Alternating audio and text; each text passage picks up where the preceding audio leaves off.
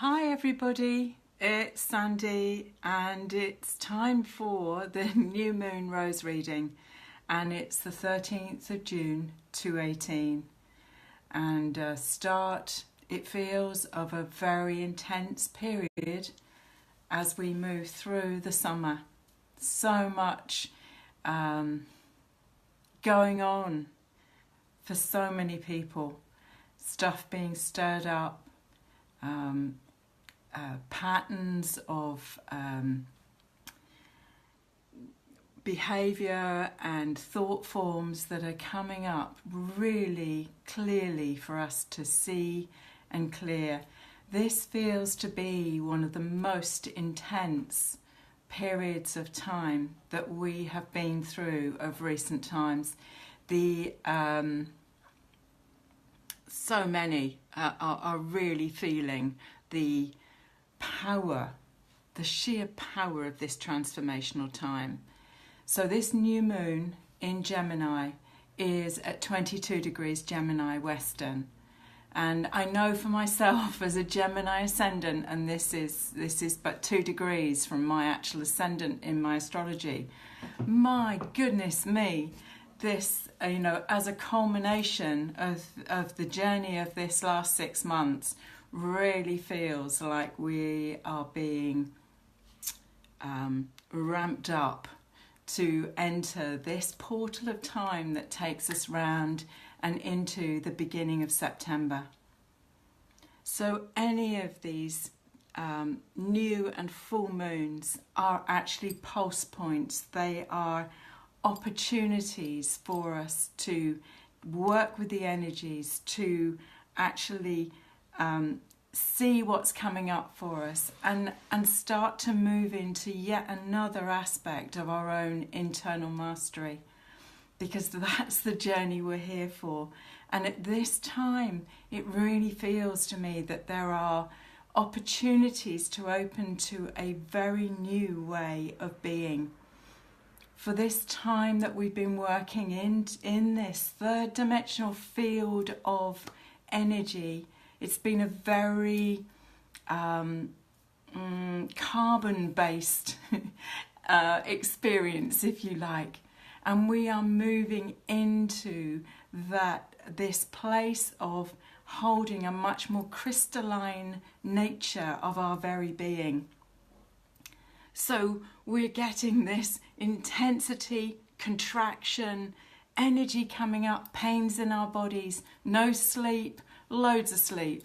This powerful way in which we learn to master our energy, master where we get drawn off, master where things come up for us, where there's still a charge that we can tangibly work with.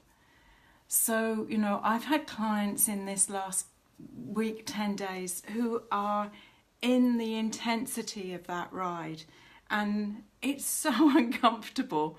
We really are being asked to dig deep and to really excavate the basement, so to speak. What else is there that we're holding on to that is part of our storyline or our behaviors or our trigger points? What is it? And is it physical stuff? Is it physical decluttering? Is it decluttering in our physical body? Is it an upshifting of our frequency of our foods that we need to attend to? Many of you know that I have recently moved into a very bijou cottage in the middle of Romsey in Hampshire. And the Abbey in Romsey goes back to the 900s. This is a very ancient place, and my little cottage here, it goes back to the 1860s. But it's about half the size of the Rosie Temple that I've been in for the last 5 years. But it's calling me to travel lighter. It's calling me to keep on working with this notion of what is it that is absolutely at the core of my very being. Why am I here? What is being called for at this point? And I know so many of us that are sensitives and empaths are really feeling the heat, are really feeling that we are being taken on a journey that is purposeful, that is going to actually lead us to really honing our gifts.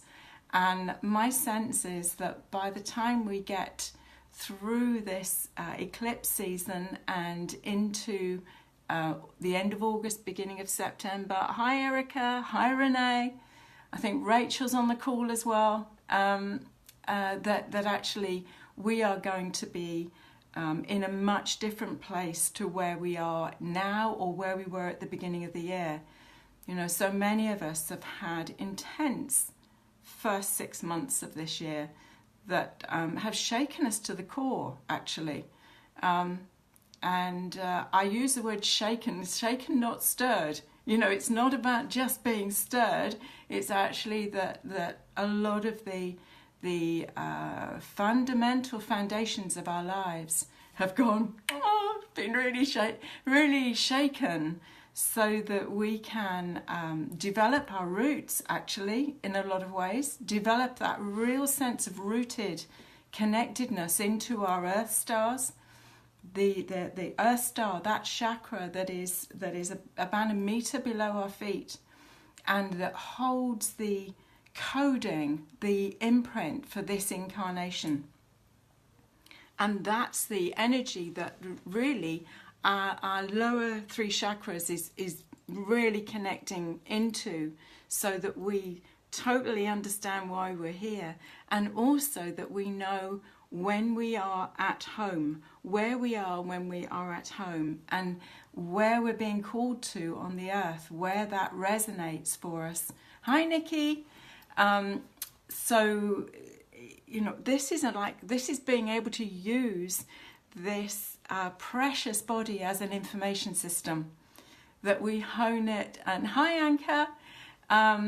That we hone it so that we this is a very refined being that tells us absolutely when something's not in alignment, and it also tells us when we are in service, when we have been drawn somewhere to actually place ourselves either to connect with someone or actually in service to the earth.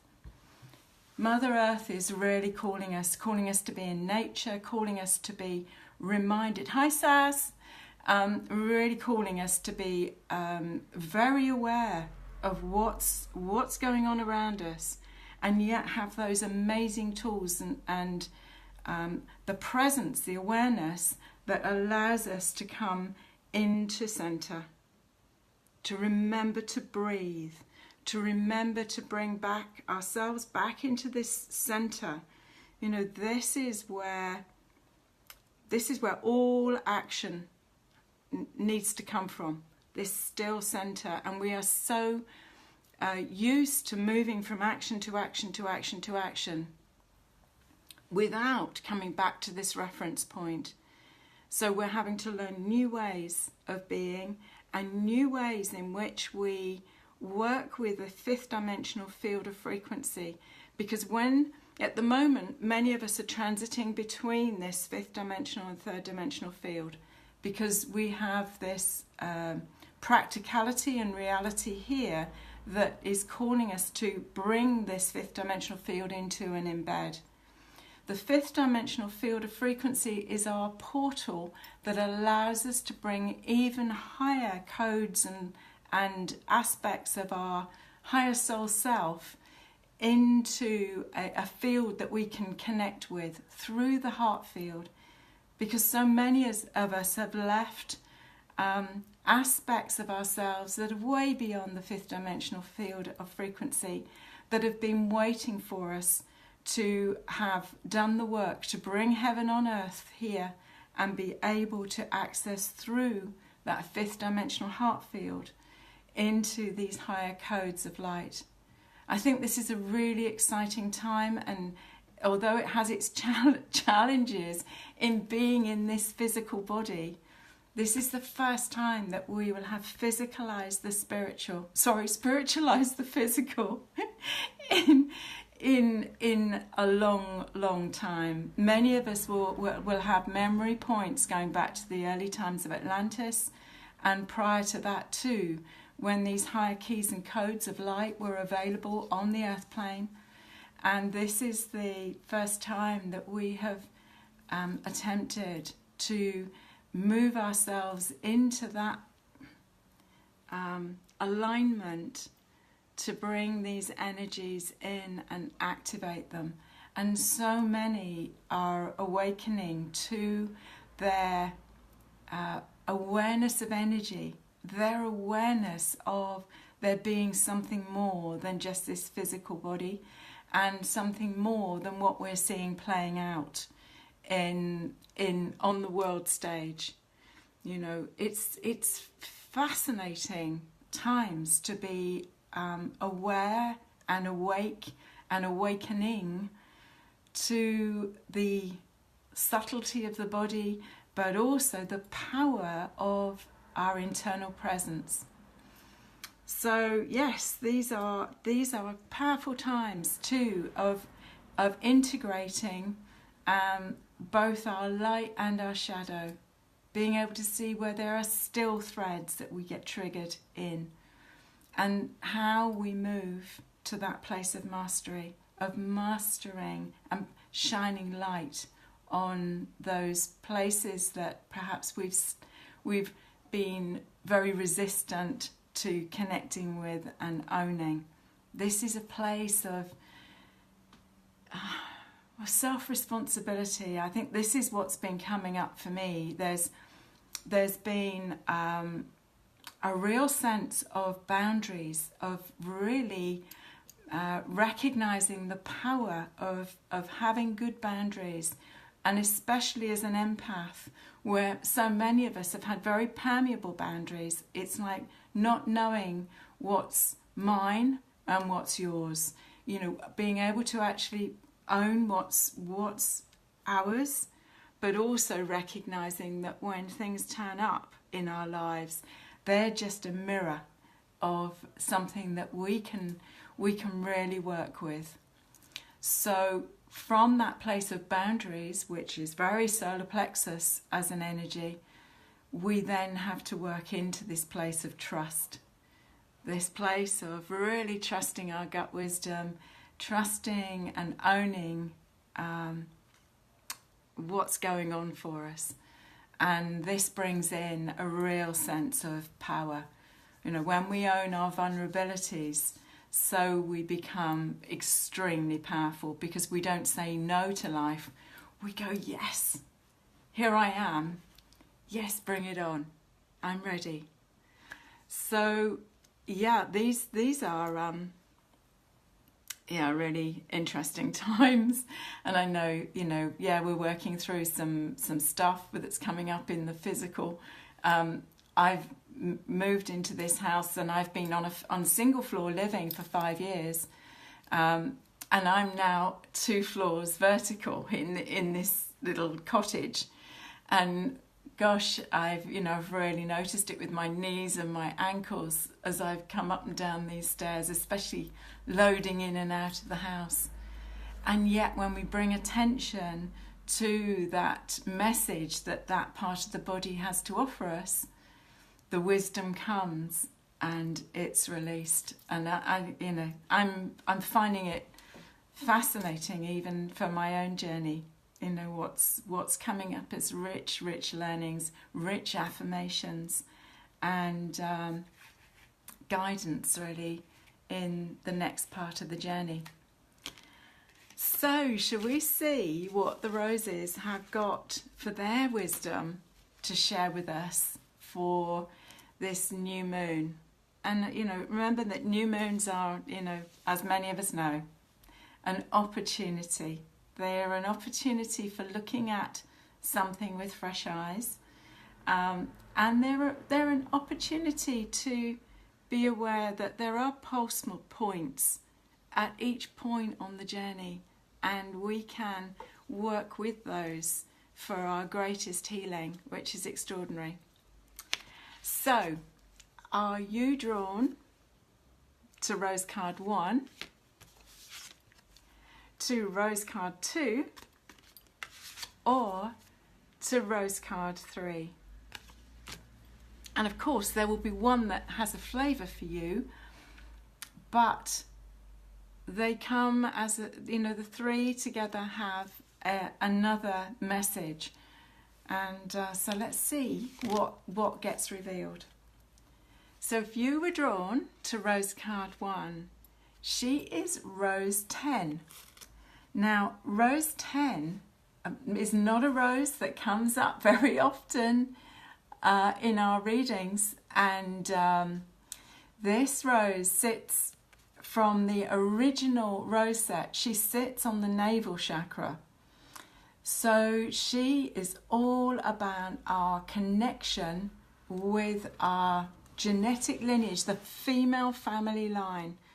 So she's very much about our connection to source, to mother energy. And this is one of the few roses that came with a bud. She came with that sense of mother-child energy. And she's absolutely stunning. Now, what is interesting about this rose is that her outer petals are very ordered. And so it looks like one thing. But actually, when you look at the center of this rose, it's very complex. This, it is the complexity of our connection to mother in all its forms, whether that is our sense of how we were mothered, our sense of mothering, and also, when you realize that if you put yourself back into the womb of your mother and connected your navel chakra through the umbilical cord to the placenta of your mother, 70% of your coding, your emotional coding, came over that placenta and into you. If you put her, your mother, back into the womb of her mother, in the same way connecting her navel chakra to the placenta of her mother, your grandmother, and did the same for her, and the same for her, and the same for her, it can only go back to the Great Mother. So this, you can start to see where the distortion from pure mother, divine mother energy gets distorted as it comes down through the lineage, down through the genetic lineage to you. And if you're like me, I have two daughters. I have a daughter and a son. So, and my daughter has 2 daughters, so I can put her into my womb, and I can put my 2 granddaughters into her womb. So it's a bit like Russian dolls, really. But you can start to see how the power of the thread comes all the way down from the purity of source, from the purity of the Great Mother. And we, this point, are the alchemical pot. We are the place of transformation. We are the place where there is an opportunity to heal any distortion that has come down through the genetic lineage. So this is powerful, powerful rose for us to find on this new moon. And she is calling us so clearly to clear and align with source energy, and really clear and align with the purity of the feminine power. So, yeah, rose card 1 is rose 10. So, if you were drawn to rose card 2, she is rose 11. Rose 11, again, is one of this original set of roses that came forward when I went to the Alhambra in Granada, Spain in 2010. And each one of them had a message to offer me. So this rose sits on the heart. And from the heart, she goes to the crown. Now, this rose is actually the bossiest rose in the pack. And she says, none of the rest of you exist save through me. you know, that all colour comes from white light, and all of our experiences in life come from the condition of our heart. This rose is just sublime in her balance, and this beautiful golden heart at the core of this rose. And if you look carefully, you'll almost see a dove in the top of this rose. And what she does is she comes down through the crown to the heart, and she sits in the chalice of the heart. And for as, you know, as open as the heart is, so the crown opens to align with that. So this is why our work is so centered on the heart field. The heart is the place where we do the work, and the more that we release, the more that we transmute, the more that we transform, the rose, this rose of the heart opens. And what is so fascinating is that you know, in a lot of the mystery school teachings, you bring as above, so below, and balance masculine, feminine. And when we bring this cross into right alignment, so the rose of the heart opens. So this rose is, if you've called on this rose today, she is absolutely reminding you to come into center, come into balance, open this beautiful heart, this alchemical pot of the heart that allows for the energies of the divine to move down through the body and anchor into the earth star, anchor into Mother Earth, that allows us to be this beautiful acupuncture point of light for Mother Earth, and the heart opens. So this is a flame of light. When our heart flames are lit, we can light the heart flames of others. So our inner work is to be as light filled as possible, to be radiant light for others. And we can only do that when we have our own heart field lit. When that pot, when that alchemical chalice of the heart is lit, so the crown opens and brings more and more of that energy into presence. So as the heart expands, so the light shines down through the body, illuminating and transforming anything that's left in the shadow that we hold within our base second chakras, so that we can transform that to gold. You know, this is what she is. She's an inner transformer. She is Rose Alchemy. She is that transforming vessel that allows us to turn our traumas and our challenges in life into gold. That's the journey, to find the nuggets of gold in the experiences that we have in our lives, and then to allow the golden heart field to light and the golden light body to be activated. Because it's when that golden light body is activated, the diamond codes of light can then activate within us, and that rapidly assists our body in this transition from a carbon-based being to a crystalline-based being. This is where we're moving, and to be able to anchor these diamond light codes within the body is actually the work, and the work that the roses have at the core of their very being, to bring us into right alignment, balancing masculine and feminine, so that we activate the Christed heart, this balance of love, wisdom and power. This is the energy that she holds. So if you chose her today, Rose Card 2, she is a powerful, powerful ally. And if you chose Rose Card 3, she is Rose 9.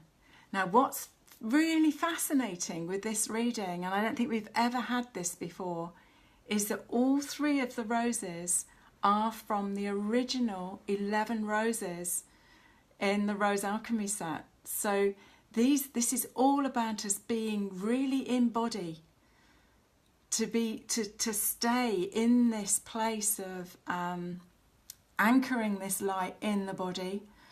And I know many of us as sensitives have spent a lot of our lives trying to get out of our bodies. You know, when I started with Reiki and meditation techniques in '93, it was to get me out of body, not in it, because, you know, my path had meant that it was almost too painful to be actually in body. It's taken a lot of work for me to actually still be here, to actually stick the course, because I knew that this lifetime was not going to be an easy one for me.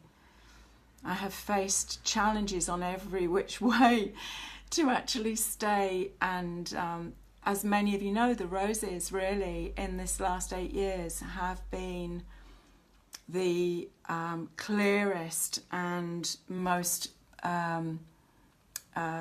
powerful anchor point for me to actually stay and be present for this transformation, even if I signed up for it. It's just been, oh my days. Anyway, here we are. Rose card 3 is Rose 9. Now, Rose 9 in the original layout for the roses sits on the solar plexus. And we've spoken already in this reading about boundaries. This rose says, do not mess with me. I am clear. There's nothing fussy or fluffy about this rose. She is absolutely on point. And she's a bit like the Sekhmet of roses. You know, I am absolutely clear. I have really good boundaries. I'm golden. This is the solar feminine energy, solar plexus. And she's a calling to power, calling to own your power. If you were drawn to Rose card 3 for this reading, this is what she's asking. Look at anywhere in which your boundaries are questionable. Look at where is your truth, and absolutely trusting that truth. This is a super power rose to be choosing as a portal through this new moon. It is a supermoon. It's one of the closest moons that we have on the cycle of the moons, and so her activity is super powerful for us. She's really stirring the waters. And we know that when we have a new moon or a full moon, there's an activity on the tides. Well, we are 70% water. These inner waters get churned too through the cycles of the new and full moons. And she is saying, don't go to sleep. This is powerful time. You know, this is really a power to work with. So, gosh, we've really got some highly charged energies. Oh, gosh. It's... Yeah, am I surprised? No, not really. But there we are. So, let's look at these 3 roses that have come forward for this reading. And hi, Ashley. I can't read. The writing's too small. Okay. Yeah.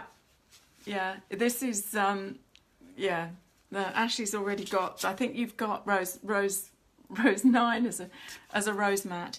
For any of you that are particularly interested in any of these roses, I do have rose power mats in a lot of the roses that you can tuck under your pillow to sleep on, you can sit on to meditate, you can travel on, and actually they support the body in travel when you don't get jet lag, which is I developed them when I was backwards and forwards teaching in the States, and so And the other way, of course, of working with these roses, if you've got the Rose Oracle deck, is to put a glass of water on top of the rose, bless it, allow the frequency coding of the rose to embed into the water, and then take it into the body, and it will work at a cellular level, assisting your working with that particular frequency. You can also, I've been known to turn up at the shops with rose cards tucked down my top, which causes a bit of amusement. But you can put them under your pillow, you can put them by your computer, you can put them by your bed. They're very good to work with. They're a bit like Bach flower remedies. So actually I had no intention when I created this Rose Oracle for the Heart of ever doing rose readings with them. So it's interesting how the journey goes. But if you chose Rose Card 1, she is Rose 10, and she is all about healing the any residual energy around mother. And as I say, she's very clear around the outside, but the complexity of the relationship mother-child is one of the most challenging ones that we often have to work with. And you'll notice that there is a petal right across her centre. So it's like the heart of this is not revealed. We have to work to find the core of the storyline. So, oh, hi Lisa, hi Anne. So this is a really powerful rose to be working with at this point. And also, in our own way of healing Mother Earth, the placement that we have in our alignment with Mother Earth, as above, so below, as within, so without.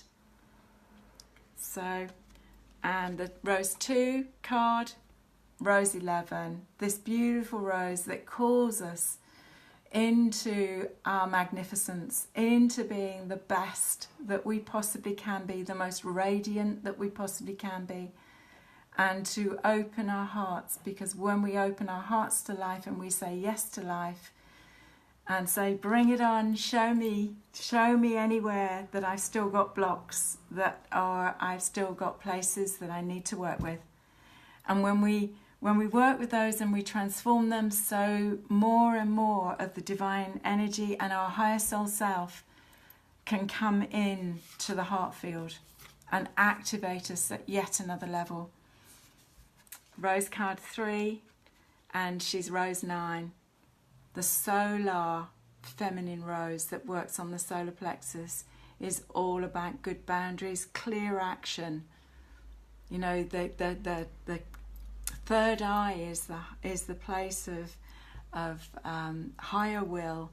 The solar plexus, when we drop that energy down, allows us to be love in action, to be able to take that inspiration out in the world. And we need to have a good,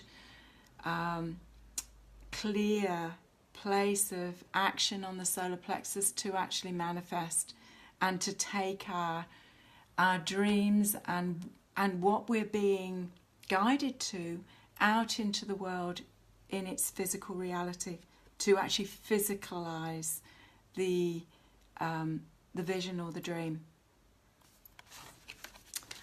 So there we are. That's our 3 roses for this reading. And of course the other thing you can do is to put all 3 of the roses under a glass of water and drink the essence of these 3 energies that can create transformation in the field. So this evening we have our inner temple, our inner circle gathering here in the Rosy Temple.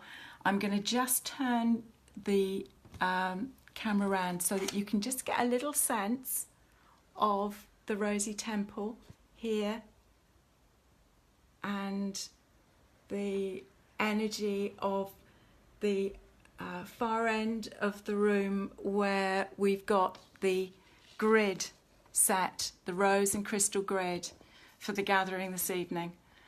And if anybody wants to be added into the grid, please do drop me a message, ideally within the next half an hour, and I can add you into the healing grid. And there's some lovely new things coming together. I've got, for anybody local to me, I'm doing an evening in the Rose Garden and at Mottisfont Abbey near Romsey in Hampshire next Thursday the 21st, which is just a couple of days before my son gets married. So there's a lot of activity going on in this part of the world. And I've got classes coming up in Guernsey. I'm looking to set classes up in London, and we are already starting to plan my next trip to New York and New Jersey, and to bring the roses back again into the USA. So yeah, it's interesting times, and I just thank you for joining me for the rose reading, and I hope that the roses have connected with you in some way, and it can give you some inspiration for your next bit of the journey. And until next time, with much love and rosy blessings from here. Bye for now. Bye bye.